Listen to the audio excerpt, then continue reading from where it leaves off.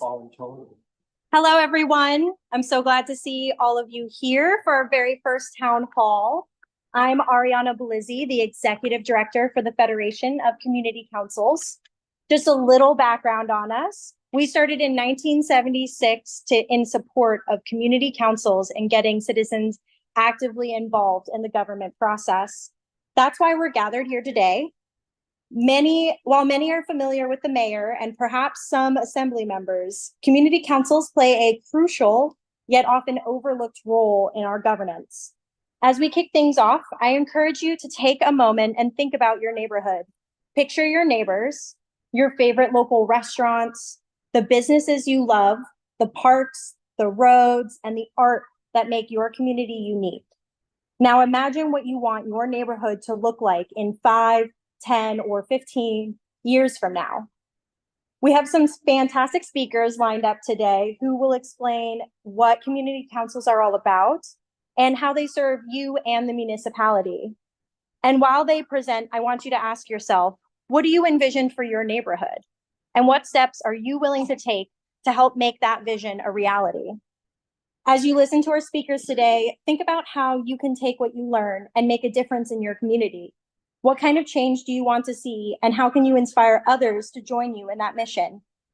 Before we dive into the program today, I'd like to extend a heartfelt thank you to everyone who helped make today and this entire series possible.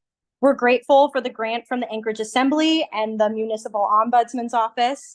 A big thanks to our 3 speakers for sharing their insights with us today. Also, a nod to our Board of Delegates for their guidance and support through this journey. And of course, to my amazing staff and volunteers who are the unsung heroes behind the scenes. And finally, thank you to all of you for spending your Monday with us, whether you're here in person or tuning in online. Now, getting to the meat of the issue, what is a community council? To walk us through, we have Darrel Hess. Darrel and his family arrived in Anchorage in August 1965. Darrel served as president of the Fairview Community Council from 2003 to 2008. In April 2008, Mayor Begich hired Darrel as project manager in the Office of Economic and Community Development, where he worked on neighborhood-based projects. In August, that's not the right number. When was it? 2009. 2009, Mayor Sullivan appointed Darrel as Anchorage's first homeless coordinator. In August 2012, the Anchorage Assembly appointed Darrel to serve as Anchorage's municipal ombudsman, where he continues to serve. Darrel is a strong proponent of Anchorage's community council system. Thank you, Darrel.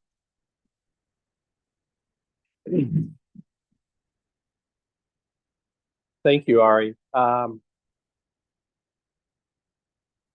think a lot of people in Anchorage have heard of community councils, but many people do not understand what community councils are. I was the president of my community council for 5 years, and I have to say in retrospect, after that 5 years, I truly didn't understand what community councils were and what their place was in the local government process. I really didn't learn definitively what community councils are until after I was appointed as municipal ombudsman in August of 2012. I started receiving phone calls from different community council members, and they wanted to file complaints regarding their community council. And I looked at the ombudsman's code, and it said we had jurisdiction over municipal boards, commissions, committees, and councils. And I'm thinking, well, the only councils I know of, I can think of in Anchorage, are community councils. But I still wasn't sure. So I asked the municipal attorney's office for a legal opinion. Does the municipal ombudsman have jurisdiction to investigate complaints regarding Anchorage's community councils? And their answer was no. And what they said was, the ombudsman's jurisdiction is limited by code to investigation of administrative acts of agents of the municipality. Community councils and their federation are private, nonprofit entities and not municipal agencies. Since they are independent, non-governmental entities, the municipality neither governs, supervises nor controls their activities or that of their members and staff, except to the very limited degree called for under AMC 2.40, and according to the terms of their grant from the municipality. So community councils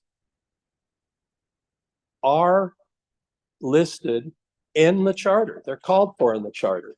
So Article 8 of the Anchorage's Home Rule Charter speaks to community councils, and it says the assembly by ordinance shall provide for establishment of community councils to afford citizens an opportunity for maximum community involvement and self-determination.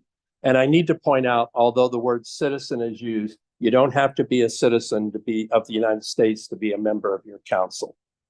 And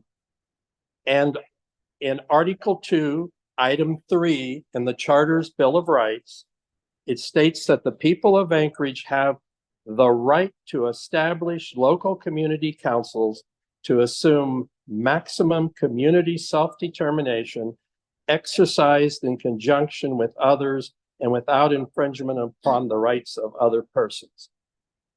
So community councils are something that you, as the people of Anchorage, have the right to form, but they're private associations. They are not part of local government. But while they are not part of local government, they're a very important part of the local government process. So I think the question I asked the legal department was kind of tricky, because community councils, while they aren't part of local municipal government, they're an important part of the local government process. And community councils in code are defined. Community councils are independent, nonprofit, voluntary, self-governing associations composed of residents, property owners, business owners, nonprofits, and other entities located within geographical areas, districts designated by the Assembly. And the intent of the authors of our charter, and you know, the godfather of our community councils, Jack Roderick, who brought this idea to Anchorage, was that they would be, community councils would be neighborhood associations. They wouldn't be part of government. It would be an opportunity for neighborhoods, you know, in geographical areas designated by the Assembly that might have similar issues, to work with the administration, with the Assembly, to advise both regarding development in their neighborhood, community plans, liquor licenses, and of course now marijuana licenses. But community councils over nearly 50 years have served an important role in our local government. They have the opportunity, you have the opportunity as members of your council to help guide the development in your neighborhood and the development in the larger community. Ari mentioned the Federation being formed in 1976. I've gone through all of the resolutions, ordinances, memorandums of the Assembly that I could find since 1975 that refer to community councils. I put them in a file, and I actually gave them to Ari on a jump drive. And I did find a document from the 70s. There used to be a position in the municipal clerk's office. It was a community council liaison. And that person performed a lot of the functions that the executive director of the Federation would perform currently. But the councils, you know, they thought about it, they looked at it, and they said, this is a little bit too much government oversight of the community councils, which are not intended to be part of government. And so they said, we don't want this position. And that's why the Federation was formed. It was to even widen even further the connection between the municipality and the community councils. And, you know, one of the things people contact me a lot about community councils is they're violating the Alaska Open Meetings Act, or they're violating AMC 1.25 public meetings. Community councils, regardless of what somebody may tell you, are not subject to the Alaska Open Meetings Act. Their communications are not public records, subject to a public records request. Community councils and the Federation are private nonprofits. With that said, the municipal code does require that community councils have open meetings and open membership. And there are 14 items in the code that community councils have to put in their bylaws and they have to implement. And that would be, you know, how often you meet, once a quarter, that you have to have an executive board, that you have to have officers. But generally, outside of those 14 items, it's up to the councils. When it comes to officers, their duties, their terms of service, their removal, their election, that is all up to the councils. So the oversight by the municipality is intended to be at the 10,000 foot level. And so those 14 items that are required to be in bylaws and to be implemented, open meetings and open membership. If a council member believes that a community council is violating open meetings, open membership, or one of those 14 provisions, the assembly does have, the ombudsman's office doesn't have jurisdiction over councils. The assembly has limited jurisdiction and can investigate allegations that a community council is not having open meetings, open membership, are not following those 14 provisions that are in their bylaws. And you say, well, what can the assembly do about it? Well, what the assembly gives, the assembly could potentially take away. So if the community council, if the assembly determines that there is a violation and the community council doesn't correct it, the assembly could revoke their recognition as a community council. Fortunately, this has never happened. I don't think in my 12 years as ombudsman, anybody has filed a complaint with the assembly. It would be the Assembly Rules Committee, which would look at it. Or unfortunately, the code says they could assign me to look at it. So I'm happy that there hasn't been any complaints over the last 12 years. So I encourage you to be involved with your community councils. I am a big proponent of community councils. I look at what the community council has wrought in Fairview, road projects, infrastructure projects. A lot of the good things we see in our community in different neighborhoods happen because I see some of you in this room who have advocated for your neighborhood and your council for decades. And we need to do everything we can to get younger people involved. And, you know, some of us want to step back and not be so active. So I encourage you to be ambassadors for community councils and get younger people involved.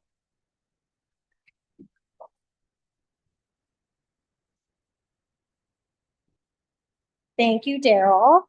Before we have our next speaker come up, I would like to mention, if you're wondering how to find your community council, you can visit our website, communitycouncils.org. At the top, you can click Find Your Council and type in any address to find what council district that address is in. There's also web pages for every council with the next meeting date, agendas, and minutes. And you can sign up to get council agendas, newsletters, and important announcements by using the sign up link in the upper right-hand corner. Next, taking us into some specifics on the role of councils in the municipal government, I welcome Jasmin Smith. Jasmin is a serial entrepreneur and the founder of Amoja. Yes, thank you. Co-working space. Jasmin is the president of Alaska Black Chamber of Commerce and the second vice president of NACCP Area Conference, Alaska, Washington, and Oregon. She's also a longtime participant in community councils, having held multiple board positions on the Mountain View Community Council and is a lead organizer of the yearly Mountain View Block Party. Please welcome Jasmin Smith. Thank you.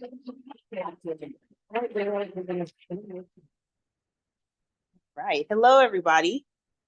So I was going to talk a little bit about the role of councils in the municipality.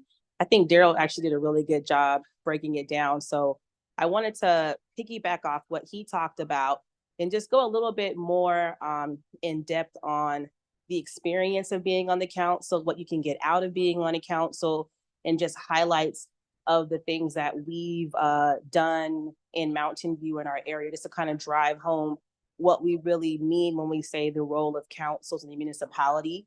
And so, like Darrel said, yes, the community councils are independent, nonprofit organization associations, but we still do have a very important role and voice when it comes to local government.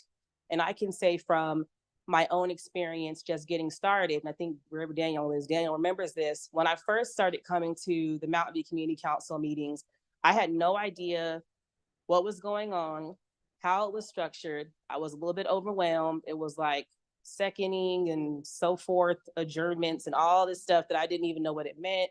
And all I said to myself was, I just want to help Mountain View. And I found that number one, there were a lot of people in the same boat who were like, I kind of want to be involved with this, but I don't know if I'm qualified, right? I don't know what it means. I don't speak this language. I have kids. I can't be out late like this on a school night. And so I just pushed back by saying that's actually the beauty of being on a community council, because your neighborhood can set your own council culture. You know what works best for your council, your neighborhood, your attendees. And so the role that it has to the municipality is very specific. You have the power to be the voice of your neighborhood. You have the power to be active in local government, but honestly, you learn all levels of government.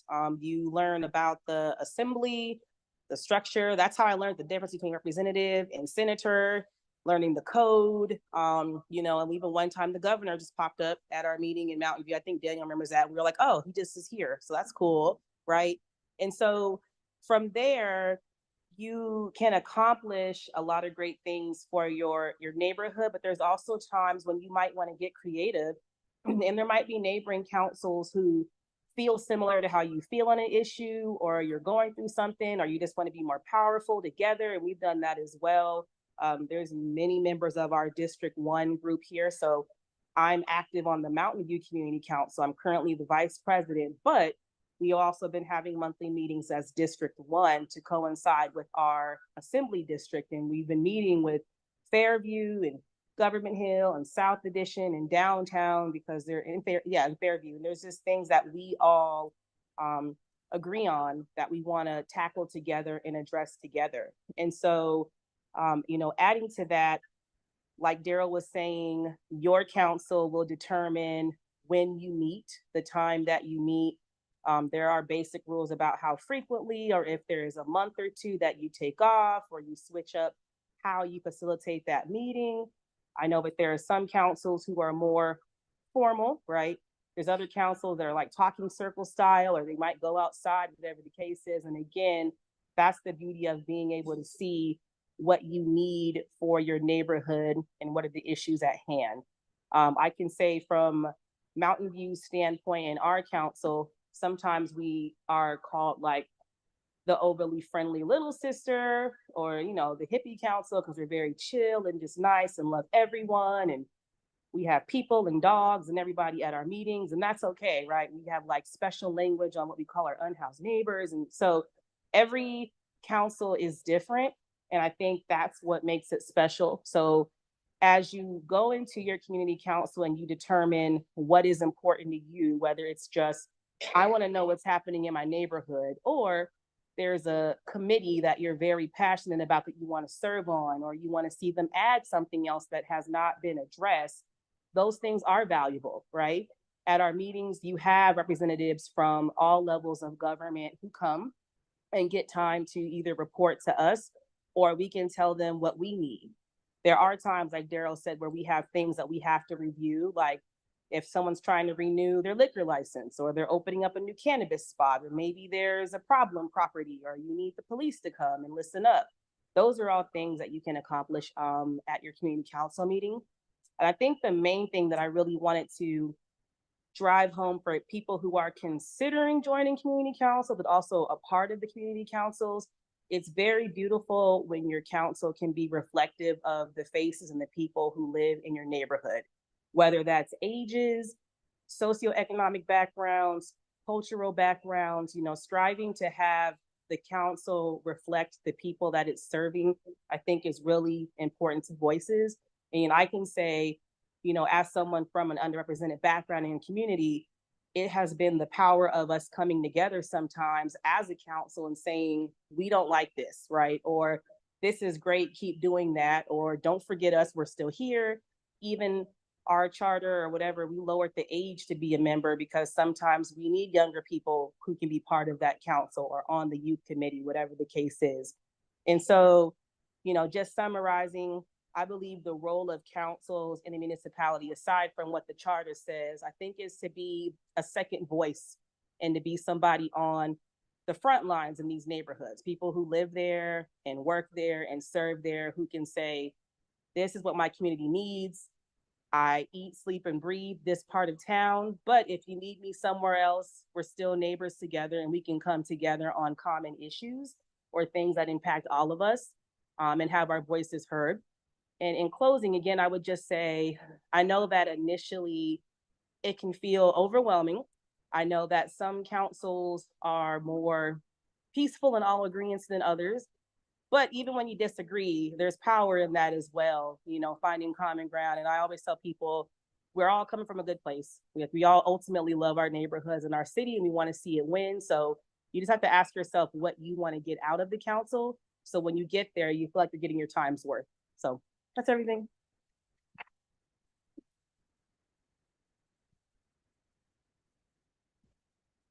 Thank you, Jasmin. Our last speaker is here to speak on how the municipality supports community councils. Evan Leaf is a 21-year-old lifetime Anchorage resident. The Leaf family has lived in the Sand Lake area since moving to Alaska in the 80s. And Evan is a second-generation Alaskan. He currently studies at the University of Alaska Anchorage, majoring in civil engineering. Evan has interests in public policy, city functions, public transportation, and improving his community. He began attending his local community council starting in March of 2024 and volunteered for the position of delegate of Sand Lake for the Federation of Community Councils, where he now serves as the FCC secretary. Please welcome Evan Leaf.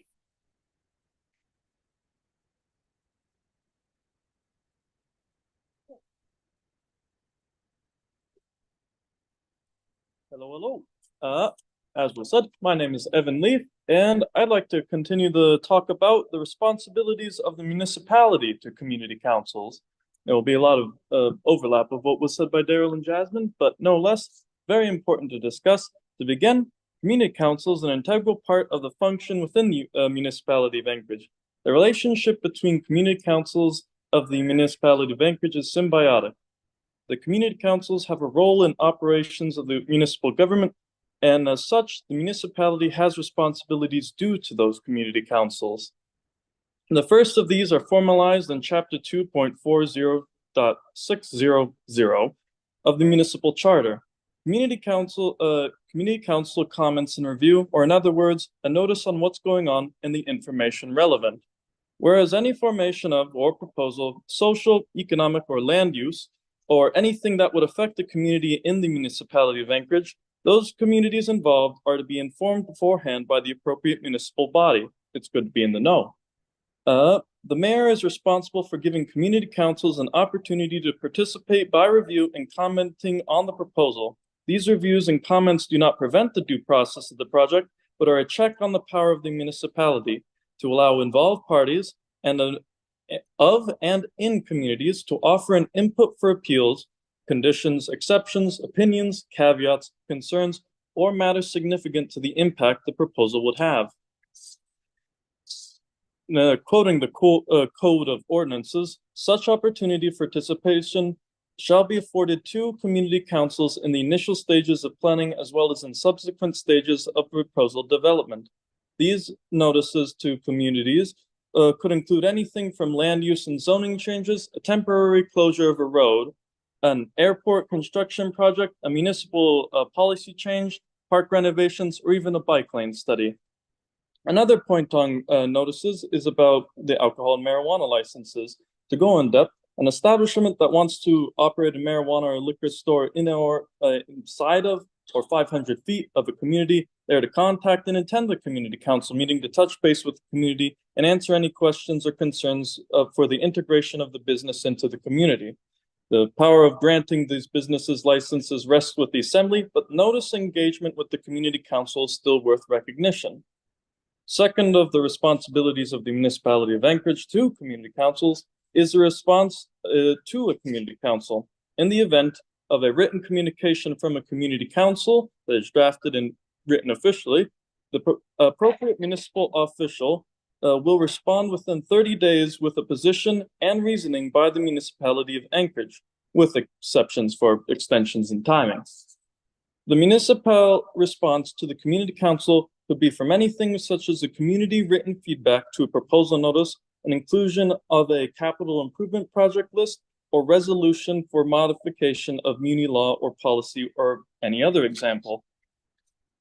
To expand upon a quick mention, the Capital Improvement Project List, or CIP, is a survey of the community councils of Anchorage for assessing what are the identified needs of Anchorage out of a list of every community's inputs. The list is comprised of submitted priorities of the 37 municipal community councils and are considered when creating the official MOA CIP for the next year. The list is very important for finding out what are some projects that community councils advise as priorities in Anchorage for the mayor, the assembly, and municipal departments to know. A similar example to take note of are municipal comprehensive plans for long-term planning, either around land use, transportation, long-term planning, community and neighborhood comprehensive plans. But in a sense of it, the municipality has a role to play in responding to what a community council has as its input. It's a lot of back and forth, but it's good to have this conversation. Although not exactly codified, in effect, the responsibilities of the municipality have expanded to areas of engagement which resemble reports, usually on a monthly basis. The Anchorage School District often has representatives for school boards to go to community councils to give reports on events or policy that are the business of ASD. Same could be said for the municipal planning department, wherein, for example, planners present their project, development, or study on what they're working on in a local area and engage with the community for input. Members of the assembly and representatives of the mayor's office frequently give reports at community council meetings as well, oft regarding the municipal agenda, goals, committee reports, and strategies for resolving city issues. These reports offer valuable insight for the community councils for what the municipality hopes to accomplish and what progress has been achieved, but also for the municipality to gather an understanding of the sentiment and response from the communities of Anchorage, Eagle River, Chugiak, and Girdwood. It is also prudent to mention that community councils themselves can invite departments, elected officials, and nonprofits to present and engage with the local community. Examples of presenters that are common in community councils are the Parks and Rec Department, Department of Transportation, Chugach Electric, Ted Stevens, Merrifield, Police Department, Public Transportation Office, Water and Wastewater Utility, and or the Division of Elections. These agencies you can invite as a community council to engage and talk to your community about what are important. In essence, the municipality has the responsibility to community councils to engage, involve, and respond. Community councils are one of the most important layers of public and community involvement and input with municipal government here in the municipality of Anchorage. The municipality and community wants to hear your input, and you deserve to know what goes on in your city and how to always improve it. If an individual wants to draw attention to an idea that could benefit the city and community, the best place to bring that idea is your community council. There are many people that want to hear your good ideas. Learning about what goes on in your city and what the local government is doing is good for your community, city, and society. Thank you.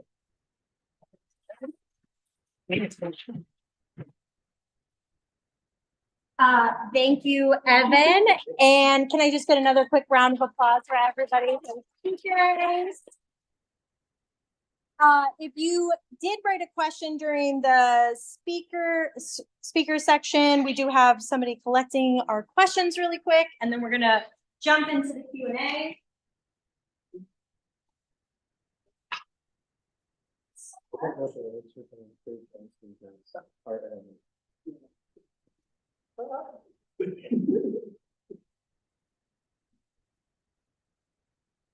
Sorry, let's do it quickly.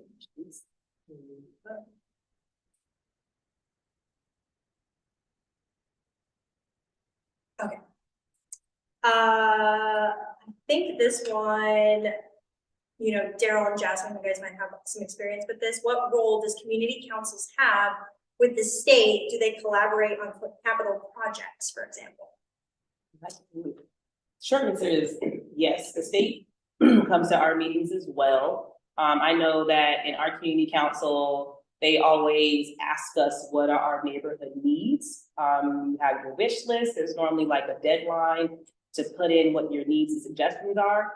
Sometimes things get funded and sometimes they don't. It really just depends on what it is, but there is definitely a state level collaboration as well. They normally send someone to each of the meetings. And then I will say at least our neighborhood, like I feel like our elected officials listen to us pretty good. And when it comes down to our capital improvement requests, sometimes we are a little late and they have to call us and ask us to tell them what we need, unless we talk about it, which we're supposed to talk about it in our meetings.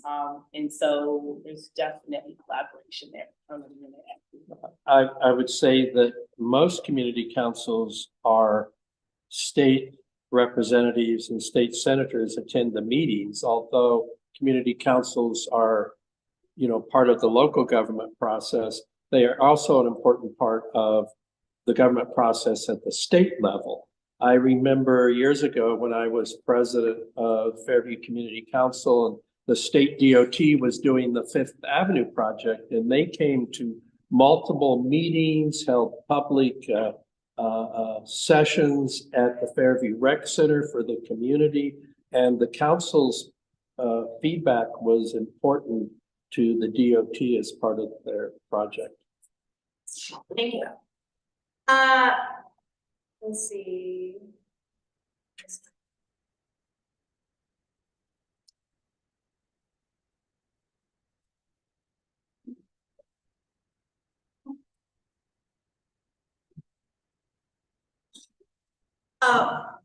From any of you, what are you most proud of your council accomplishing?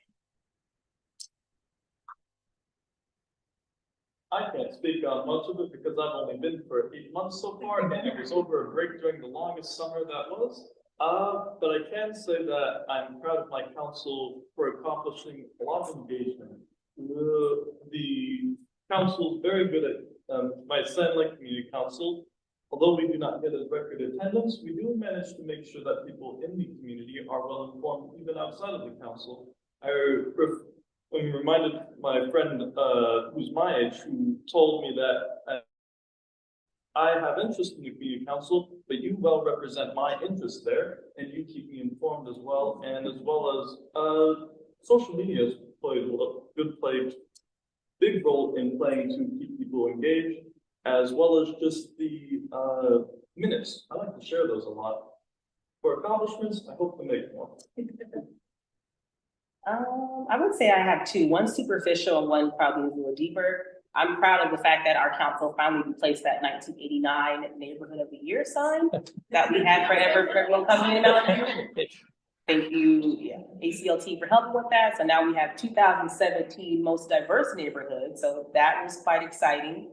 And I'm also really proud of us bringing back the street fair. I feel like a lot of times, either our neighborhood is like sometimes seen as like the help neighborhood or like the nonprofit voice neighborhood. And so to me, the street fair, which we started calling, you know, Love Letter to Mountain View, is just special because it's just letting our residents know that you have a voice and you have power. And despite what people in media try to say about us, sometimes we have a lot of love and internal reasons why we choose to live in Mountain View.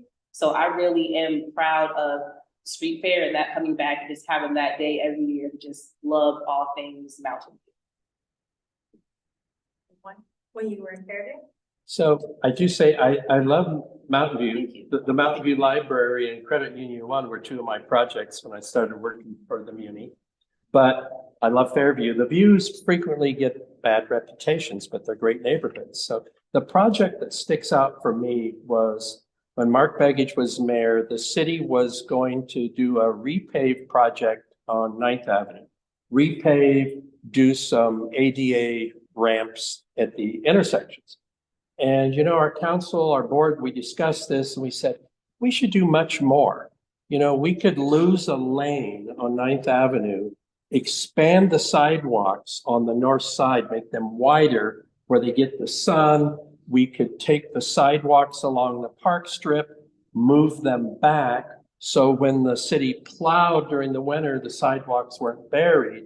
So we met with our officers, part of our board. We met with Mayor Begich, Mary Jane Michael, and the municipal manager. And we said, hey, and we pitched this. And the mayor pulled back those contracts and they re-scoped it. And that's why we got that wonderful project along the park strip and along 9th Avenue. It was the community council. So your community councils can make a big difference in your neighborhood.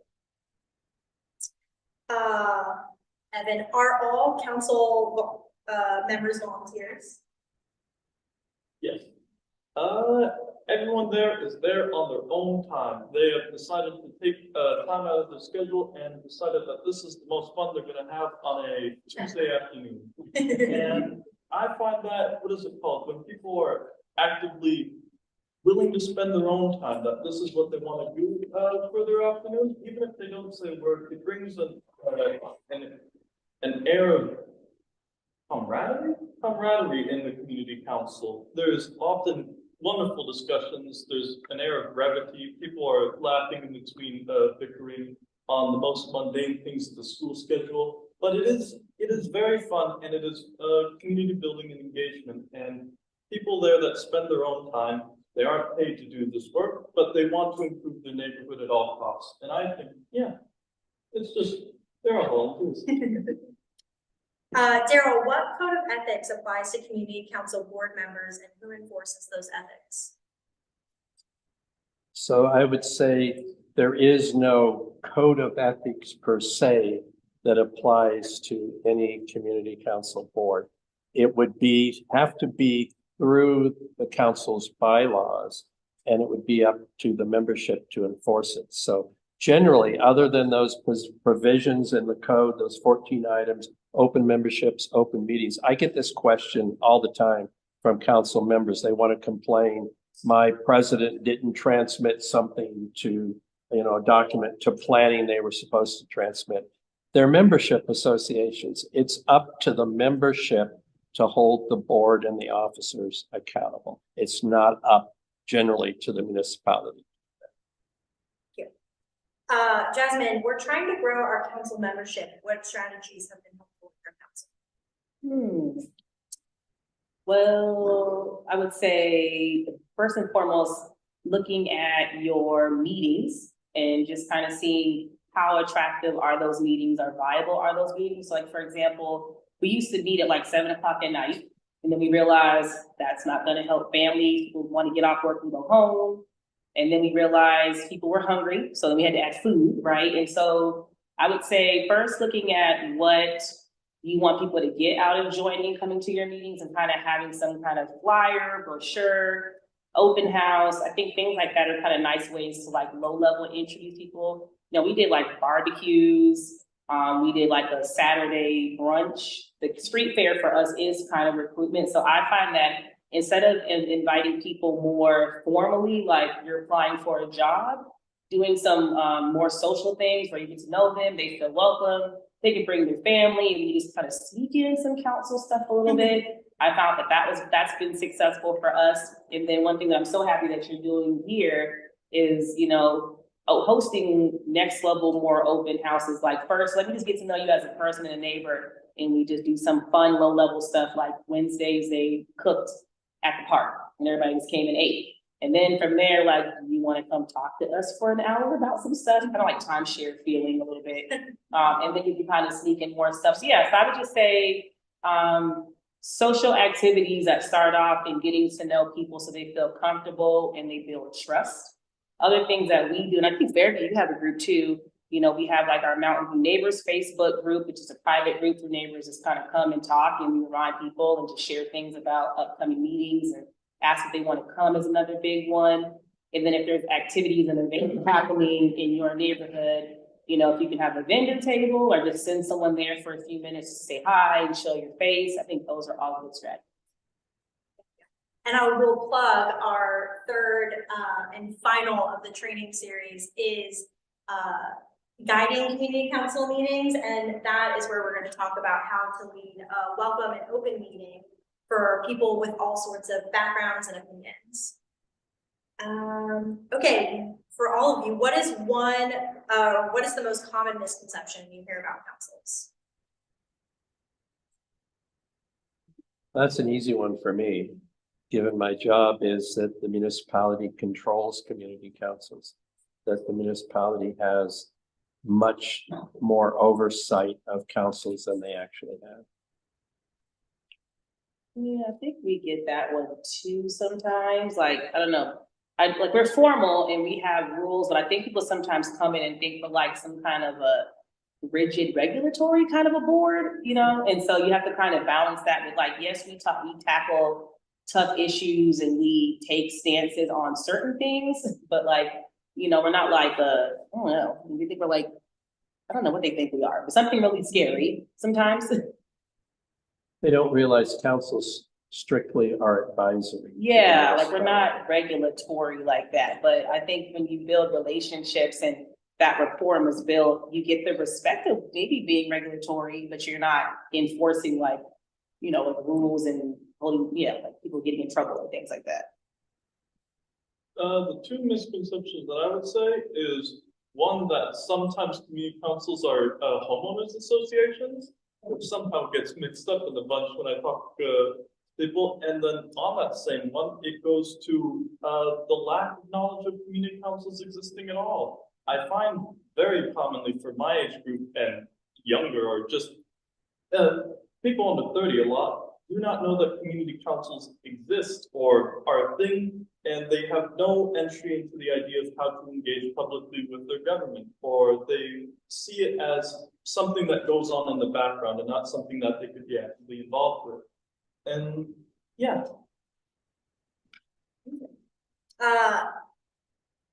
Darrel, if a community member is dissatisfied with their community council, what would it look like if they wanted to create their own council?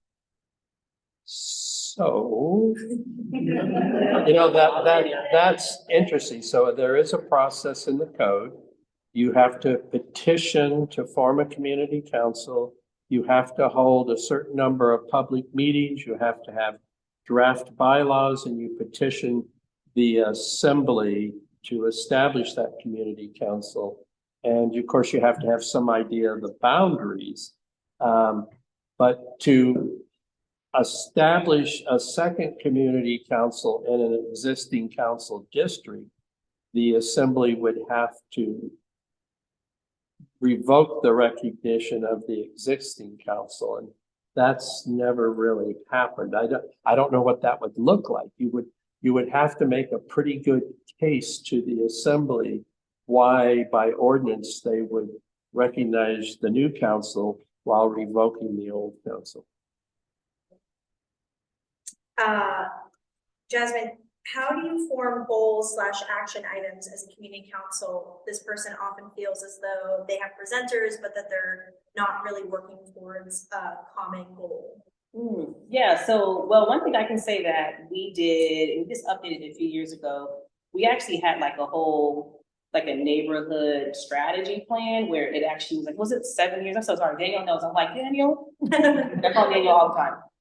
So it went multiple years out, and what we started off doing was just, again, we just had a day, it was Saturday at the Mountain View Library, people could come in, and we just started the conversation with just saying, as a neighbor, actually it was interesting. So we had two parts. Part one was, we said the rule is only neighbors, because we found that in some meetings, we were overpowered by businesses who meant well and nonprofits who meant well, but they didn't really live in Mountain View.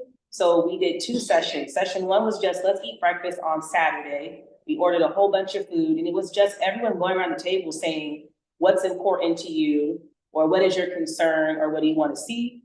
And then Phil, our president, just took all of that and just turned it into a big list on the screen.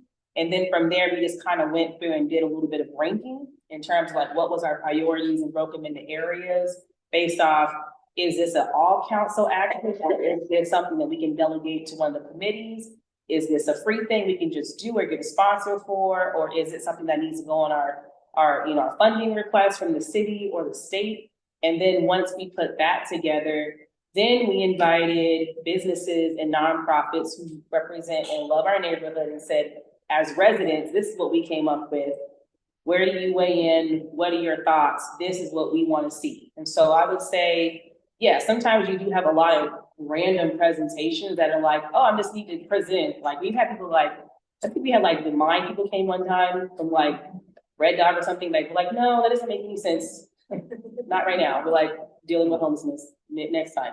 And so, yeah, so start off by just doing an opportunity for people to just compile, like what their priorities are, whether it's your officers. I think it's better if you just let anybody who wants to come. We also found that when we did that on Saturday, we had people who were technically not members of the council come, but they lived in Mountain View, so we took their feedback too.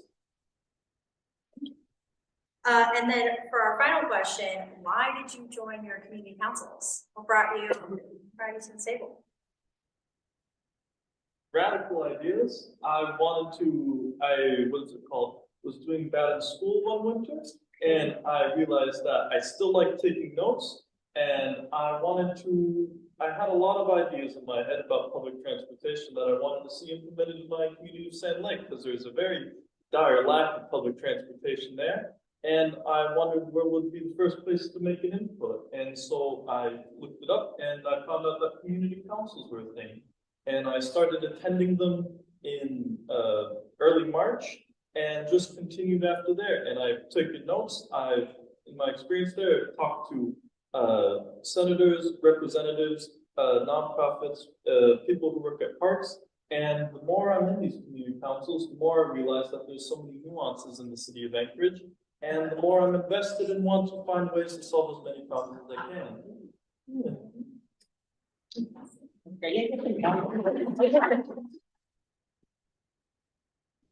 I joined because I started off joining because I wanted other people who I felt who were like me to just see that we could be part of the process and start somewhere. And when I joined, I think my kids were still babies, and now they get dragged to all the meetings. So just showing like other single parents, other women of color, young people, whatever, that we can be part of the process and be part of the solution, and just letting them know that they like have someone in the room. And then from there, it just grew to me really honestly realizing like, I really love Mountain View. Like I want to stay here, and it just turning into like, not feeling like I always have to like defend why I live in a neighborhood. So I just moved the energy to just say, I'm going to come to council meetings and just do my part to advocate for my neighborhood and other neighborhoods like ours, or other people who maybe feel like they don't have a voice sometimes, or they're not heard, or they're not seen. And so it's been about like 8 years maybe or so since I've been on there. I'm still learning, but I'm very happy to be involved and be part of Mountain View Community Council. Well, like a lot of people who attend a community council meeting, it was one issue that I had moved into Fairview in 1987. So in 1999, 12 years later, I read an article in the newspaper. A member of the Fairview Council was doing presentations about a liquor store in the neighborhood. And I disagreed with some of what they were saying. I thought it was incorrect. And I should say I'm a teetotaler. I'm not even a drinker, but I support the hospitality industry, responsible businesses. And I thought this person was making inaccurate statements. So I decided I'd go to the community council meeting. And I'd read about the community council over the years, and I thought I'd go to this meeting, there'd be 60, 70, 80 people in the room. And I walked in, there's like 20 people, if that many. And I spoke up, and, Geraldine Lowe was the president. Celeste Benson was the vice president. And I was a warm body who spoke up. And so they grabbed me at the break. Within a week, they asked me to fill a vacancy on the board. The next year I was the secretary, and the next year I was the president for 5 years. But I got hooked on it. I realized, there's this quote I have on my electronic signature on my Muni email address, and it's about a small group of people can make a difference. And that's what I've learned about community councils. Community councils tend to be small groups of people that can make an incredible difference in their neighborhood and in the larger community. Thank you. Let's get another round of applause for our speakers. I would be remiss if I didn't plug our next two sessions, Monday, October 21st, Navigating Community Council Meetings, Mastering Meeting Format, Robert's Rules, and Articulating Your Opinions. Tickets are on sale now. They're free. It just helps us gauge attendance. And then Monday, November 18th, we have Guiding Community Council Meetings, Leading Diverse Stakeholders with Vision. Those tickets will go live next month. I do also want to plug, if you have an agenda, and also on the table, there's a link to a survey. Help us get some feedback, help us with funding this kind of stuff in the future. The more people that come, the more people that engage, the more I can make the case that we should keep doing this. And I also just want to thank you all for being here today. Once again, thank you to the speakers. Thank you to our board and the Anchorage Assembly. Thank you to the Municipal Ombudsman's Office. Thank you to the library for hosting us. And again, thank you all for being here. Remember, you do get a voice in your neighborhood.